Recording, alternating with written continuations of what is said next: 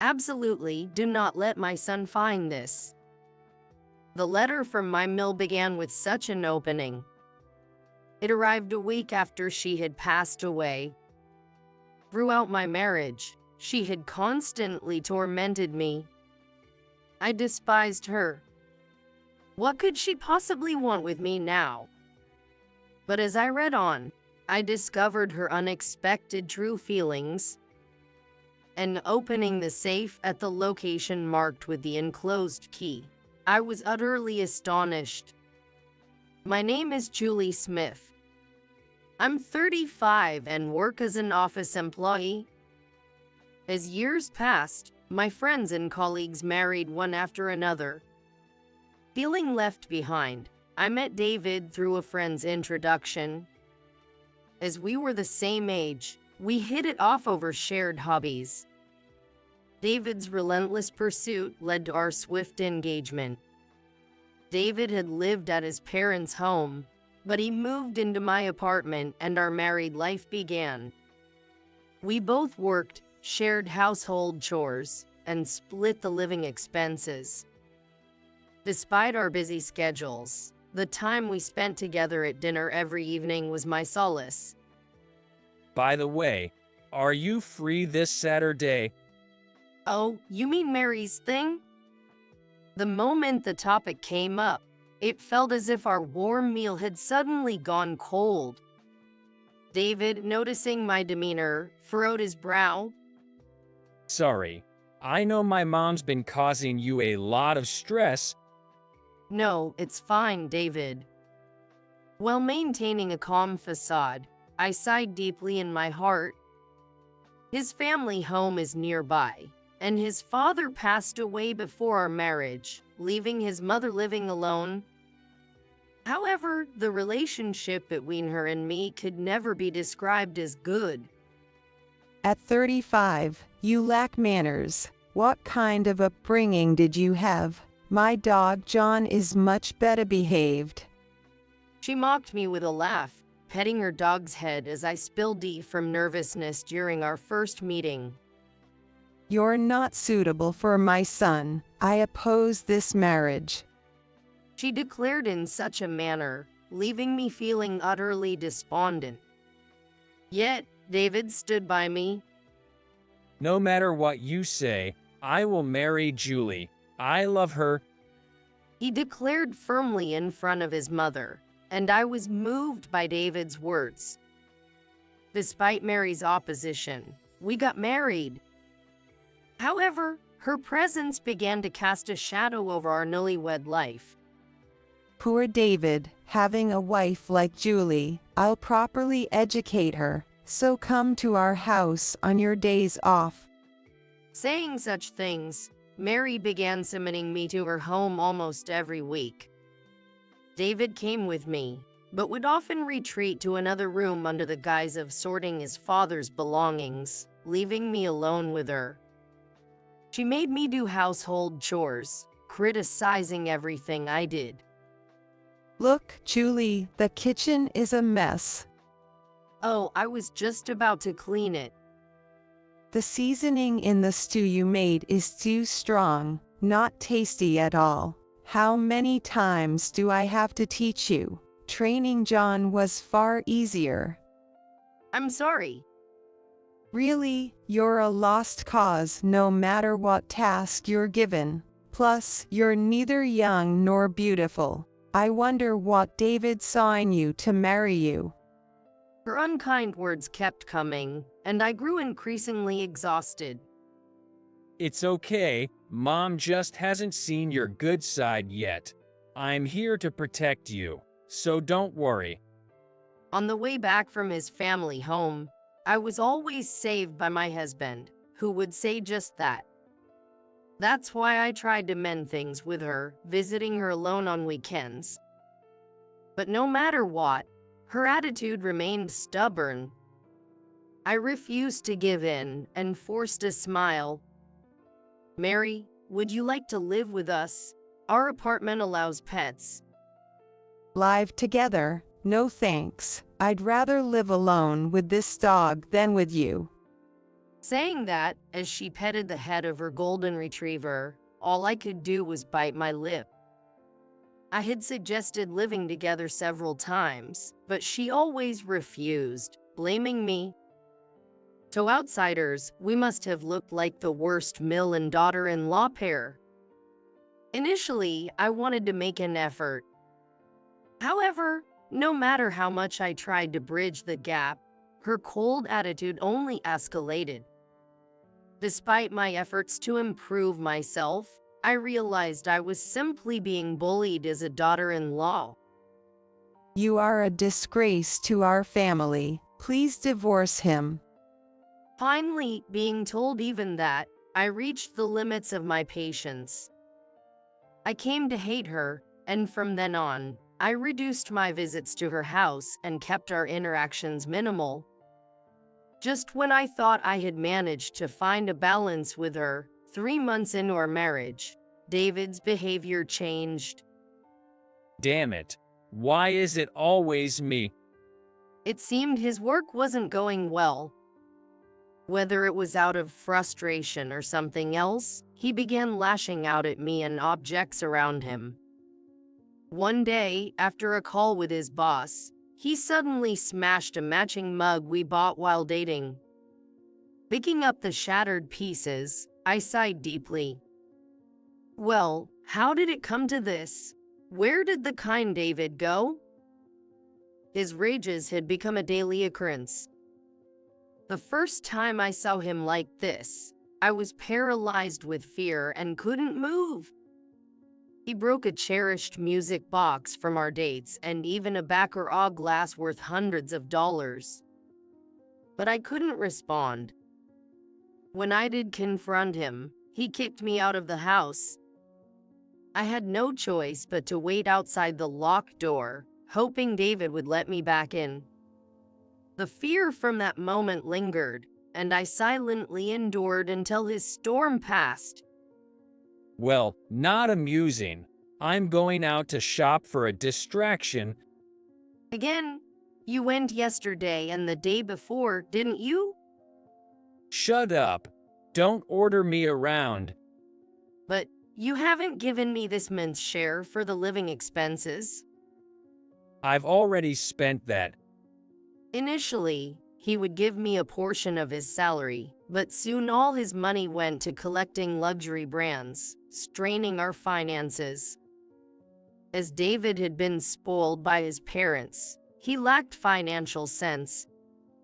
After marrying, I explained the cost of living, but it didn't seem to resonate with him. If you're depending on me for living expenses, then earn more yourself. Useless. He cursed at me and left the messy living room, not returning that day.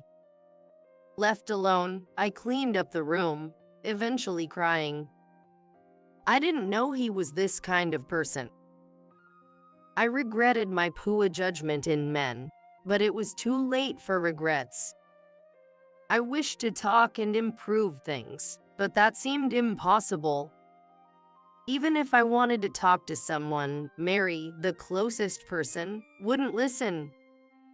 Feeling lost, I began to contemplate divorce, even though our marriage was still new. But just as I started to think about it, something happened. What? Mary has. Upon receiving a message from David during work, I immediately left early. The reason was that Mary suddenly passed away, although she had been energetically walking John just a few days before. I never got to be close with Mary in the end. Despite hating her, the thought of her being gone filled me with sadness and regret. Arriving at the hospital, I found David trembling beside his mother's lifeless body. She had missed a step on the stairs and hit her head fatally. I took it upon myself to arrange the funeral in David's stead as he was in shock and unable to act. For the sake of David, sunk in grief, and as atonement to his mother, I busied myself throughout the wake and the funeral day. David only managed to give the mourner's speech. During the funeral ceremony, He even seemed to nod off. Yet, he carelessly spoke to Mary's relatives about the poor relationship between Mary and me. Because of this, I was met with cold stares, making the time feel like sitting on pins and needles, and I couldn't properly say goodbye to Mary. The day after the funeral. I want a divorce. What? Before I could accept Mary's death, he suddenly presented me with divorce papers. I married you for your money from the start. But now that I'm getting my mom's inheritance, I don't need you anymore. Told in such a matter-of-fact manner, I couldn't hide my shock and surprise at this revelation I had not known. Didn't you care about me at all? You said you loved me, didn't you? What? That was obviously a lie. Who would willingly marry someone ugly like you? That's cruel. Well, what's really cruel is how deceived I was by you. Thought you had money because you're older, but you're just stingy. He looked at me as if I were something repulsive. Shocked by his harsh words, I was too hurt to do anything but stand there. So, sign this and mail it to my parents' house. I'm leaving. After thrusting the divorce papers at me, David left the apartment and never returned. Left suddenly alone, I couldn't organize my feelings, and tears flowed uncontrollably. A few days later, a week had passed since Mary's funeral. With my husband gone, life returned to its usual routine, and I went back to work, resuming my job. Being busy helped me forget the unpleasantness. During those busy days, I started to think positively about the divorce. It felt like it was all tough, but I'll forget it all and start over. But right after I resolved to move on, I found an envelope in the mailbox when I got home from work one day. Seeing it was from Mary, I gasped. A letter from Mary, for me? Surprised that she sent it to me instead of her only son, David, I opened the envelope with trepidation. Can't be true. Could such a thing really happen? Shaking with fear, I read the letter. Please do not let my son find this. It described unspeakable things and included a key to a specific location. The letter contained an address, and I immediately left the house to head to the specified location. It was a safety deposit box at a bank. Using the password and key from the letter, I opened the box to find a shocking truth waiting for me. It seems the contents of the letter were true. Now, I need to gather evidence. To acquire what Mary had left, I visited David's family home. What? You brought the divorce papers? I'll send those later. I came because I was worried about John. The dog, having lost his owner, was cowering in Mary's room but ran over wagging his tail when he saw me. He is looking poorly cared for and with dull fur. Can I take him home with me? The letter from Mary stated, Please take care of John. So I asked David. That's perfect. I was thinking of dumping him in the mountains later. Then, can I also take John's toilet and toys? As I said this, holding back my rising anger, David was overjoyed. Yeah, take it all as a separation gift. Take everything. While pretending to gather John's belongings, I seized the opportunity to retrieve the evidence Mary had hidden and left his family home. Back at my place, examining what she left behind, I came to understand the sudden reason for her demise and was overwhelmed with tears again. Well, Mary, how frustrated you must have been. I will clear your name. Angered, I vowed to exact retribution on the root cause of all this. 2 days later, ready with my plan, I called David to my apartment. Despite the recent funeral, he arrived dressed in flashy brand name clothes and expensive accessories. How did you afford those? Well, it's from my mom's savings. His words ignited my fury.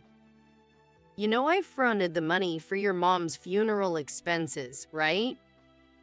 Of course, the wife should pay that. With a smug smile, it was clear he had no intention of paying even a single cent. Clenching my fist, I decided to confront him with the truth.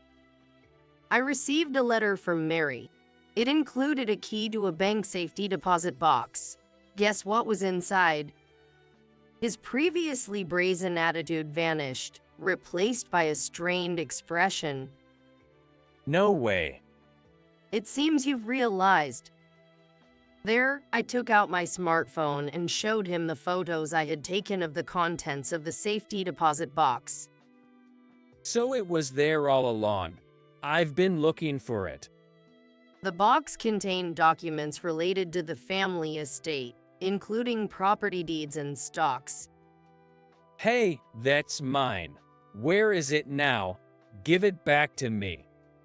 He advanced towards me aggressively with bloodshot eyes. Unfortunately, I can't do that. Do not give the inheritance to David. That was your mother's will. What? What are you talking about? You know exactly why. Saying that, I presented David with a copy of the letter that had arrived from Mary. Your dad died while fishing with you, didn't he? According to the letter, a few days before the accident, David had begged his father for money as he had accumulated debts from living beyond his means, and was consequently disowned. But soon after, his father died under suspicious circumstances, and both Mary and David inherited his estate.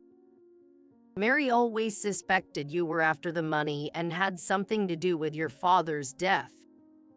That's nonsense. Everything written there is a lie. After shouting that, my husband tore up the letter into pieces, despite it being just a copy. First off, there's no way my mom would entrust something so important to you. You were like cats and dogs. That's not true. Your mother was actually worried about me. Indeed, Mary's coldness was her way of protecting me from David. Knowing her son's true nature, she acted harshly to push me towards divorce, to save me from being exploited by him. Mary's letter contained apologies, gratitude, and her wish for me to find happiness. Your mother was actually a just and kind person, yet you went as far as to harm her for the inheritance. Tears involuntarily spilled from my eyes. But David, looking at me with cold eyes, smirked dismissively. What? What are you talking about? Keep your fantasies in check. Unfortunately for you, it's no mistake. The footage from the camera your mother left is right here. I informed him that I had obtained evidence, as mentioned in the letter from his mother. That was also written in the letter from Mary. After squandering his father's inheritance, David began to demand money from his mother. Feeling threatened, she had installed video cameras throughout the house. I secretly collected these cameras when I went to pick up John. And upon reviewing the footage, I was utterly shocked. The footage revealed a heated argument between them and showed my husband pushing his mother down the stairs. David was seen repeatedly slamming her head against the floor in a distressingly merciless manner. And after seeing her pass away, he was seen smirking. I couldn't forgive what you did, but before going to the police, I wanted to hear it from you. Did you also do something to your father? Once he realized all the evidence was against him, David's true nature was revealed as he glared at me menacingly. Yeah, I was the one who pushed my dad into the river. You admit to it all. Yes, I did both, but I'll be damned if I let the police catch me. Now, hand over the keys to the safe and the video camera. No way. Mary risked her life to leave this behind. I won't hand it over to someone like you. Okay, fine by me. Then I'll just silence you and search for it later. He approached me with a sinister smile. Stop! Don't add more crimes. Shut up. In an instant, he grabbed me and put me in a chokehold from behind. Go to hell, bitch. But at that moment, a violent impact threw both me and David to the floor. I realized then that John had body slammed him, coming to my rescue. John, thank you. I hugged him as he barked in response. However, David got up, more deranged than ever. Damn dog, I'll kill you all. Then he raised a golf club. But then we heard the faint sound of police sirens. What is it? Police cars? Everything you just confessed was heard by the police. Saying that, I held my smartphone up in front of David. I had secretly dialed 911 and kept the line open with the police listening in. Then, my husband's earlier bravado was nowhere to be seen. Suddenly, he threw away the golf club and prostrated himself on the spot, his face pale with fear. Julie, please, tell the police it was a mistake. My life will be over if this continues. You take the lives of your own parents and now beg for leniency. Also, I secretly installed hidden cameras in this room, too. That will be handed over to the police as evidence. No, I finally got my hands on the money. I won't get caught. David broke down in childish sobs, but I had no sympathy for him. I handed over all the evidence and his custody to the arriving police, watching them take him away with John by my side. Afterward, David was convicted for his crimes. He will likely spend the rest of his life behind bars. Our divorce was finalized, and I claimed $30,000 in damages and the funeral expenses I had fronted, received through a lawyer. His mother's estate was left to her relatives as per her will found in the safety deposit box. Surprisingly, she had also left a will instructing that money be given to me and John, and I received a significant sum from her relatives along with their apologies. After everything was settled, I visited the graves of my in-laws to report back, feeling as if Mary in heaven says, Thank you. I felt like I heard the word. And I will continue to live harmoniously with my beloved family, along with John.